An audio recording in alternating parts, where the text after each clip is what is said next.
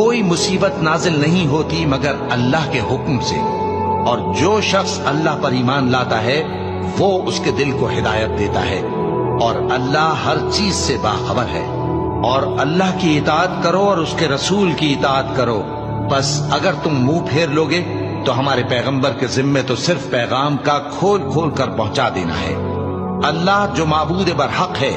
اس کے سوا کوئی عبادت کے لائق نہیں، تو مومنوں کو چاہیے کہ اللہ ہی پر بھروسہ رکھیں۔ مومنوں، تمہاری بیویوں اور اولاد میں سے بعض تمہارے دشمن بھی ہیں، سو ان سے بچتے رہو،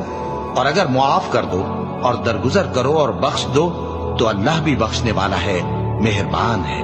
تمہارا مال اور تمہاری اولاد تو آزمائش ہے، اور اللہ کے ہاں بڑا اجر ہے، سو جہاں تک ہو سکے اللہ سے ڈرو اور اس کے احکام کو سنو اور اس کے فرمانبردار رہو